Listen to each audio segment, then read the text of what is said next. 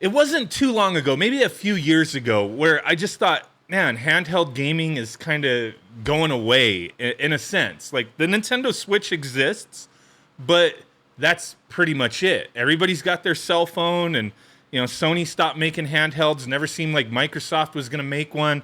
Nintendo decided that they're not going to have two separate lines anymore. It's just the Switch. And it just kind of seemed like, yeah, nobody's really going to focus on handhelds anymore other than, emulation devices out of China type of thing.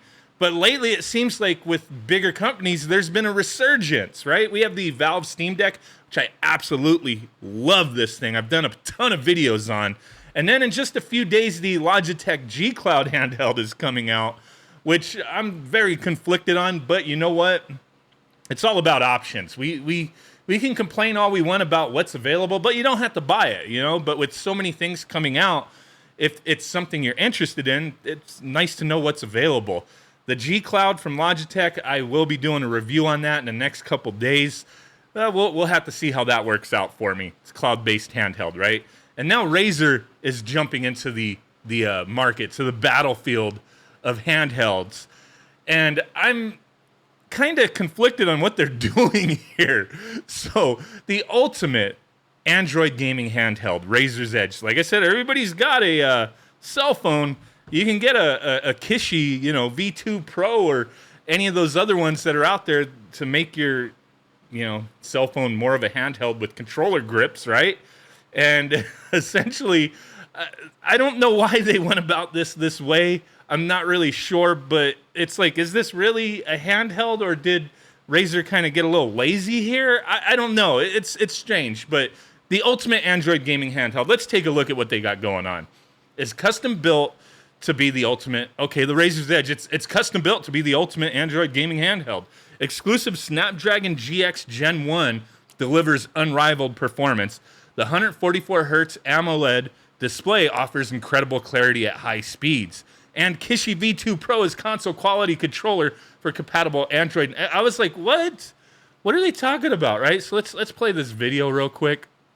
Razer's Edge 5G, right? You can reserve this thing now, but it looks like there's a few models. But you put like $5 down. They charge you tax when you put the $5 deposit. Octa-core 3 gigahertz. This thing's a little beast, to be honest. And you got that 5G Verizon. Interesting that it's, 6.8-inch screen. 5G Verizon data, I guess, So you're going to have to go through Verizon on that. But hey, the Logitech handheld, this thing kind of blows that out the water, I think, from what I've seen so far, specs-wise. But let's keep it moving. But yeah, hey, they have where you can have data on it. So that's actually a good thing. The world's first device powered by the Snapdragon GX 3 Gen 1 and active-cooled gaming chipset with a 3 gigahertz cryo CPU purpose-built to play Android games at high frame rates over long play sessions. So this one, they're really talking about, like, natively playing games. Like, there's the power behind it to play some top-end Android games. All right, game without limits on Verizon. Experience the world's first handheld 5G gaming console optimized for Verizon 5G ultra wideband. Game at home and on the go, low lag, ultra fast speed. So when I seen this picture at first, I was just like, beside the Verizon thing, but I was just like, wait, I thought this was like a dedicated handheld they're making. And it is, but when I saw that, I'm like, wait, they just made their own phone and popped it in a Razer Kishi, and they're calling this the Razer Edge? What? Like, you could already accomplish this type of thing, with whatever phone you have, but, these specific specs, I guess. And that's why I'm kind of conflicted. I'm like, they made their own device, but then they just attached it to a controller that they already make. Console class control with HyperSense haptics, complete precision and total immersion, dominate touchscreen gaming, or use the included Razer Kishi V2 Pro with microswitch buttons, analog triggers, programmable macros, and Razer HyperSense haptics for competitive AAA gaming. A lot of interesting things going on here, but it's like they're just selling a phone. That's what they're doing. They're selling a phone. 6.8-inch, 144 hertz AMOLED. Okay, They repeat the information over and over again. We got specs down here, though. Android, PC, Xbox, cloud gaming. You got a little bit of everything. That's nice. I mean, I give this thing credit over the Logitech, but price point, the options that you have out there. Oh, you play Diablo Immortal on here, go broke. Roblox, Fortnite, yeah. Powered by the Nexus app. But look at this. Like, I thought it was just like its own little handheld, but apparently they went about it a little different. So you have the Razer Edge Wi-Fi, the Razer Edge Founder Edition, and then the Razer Edge 5G. Okay, so only one of them, I didn't read all this yet. So it looks like only one of them is going to have that 5G that you can go through Verizon on, and the rest of them does not. $399 for the Wi-Fi edition, $499 for the Founders edition, and coming soon for the 5G edition. No price point on that. I'm sure the specs should be the same for all of them. Chipset, yeah. Screen, RAM, got 8 gigabytes of DDR5. Storage, 128 gigabytes. External memory card support, micro SDs up to 2 terabytes. Storage, again, listed twice. Two-way speaker with digital microphones.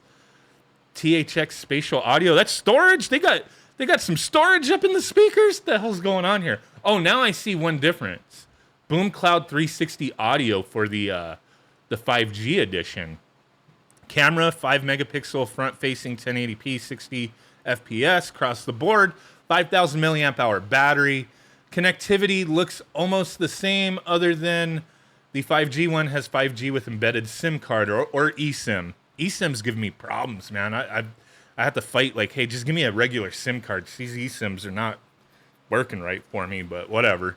But it looks like essentially the same, other than it has that 5G. Antenna, yeah. Bands, only the 5G one. Dimensions are the same. Weight, 264 grams, tablet only, and 401 with the controller attached. Controller powered by... It's the Razer Kishi, okay? What do we get here? The Founders Edition, Kishi 2 Pro, Razer Hammerhead, True Wireless. What is all that? So that's the end of it. Let me click that. What does that mean? Oh, you get the... okay. The Hammerhead, or the wireless headphones, earpieces with Razer Chroma RGB. Okay. So, yeah, this thing... let's get back to the actual handheld type of thing. You could reserve it, sign up.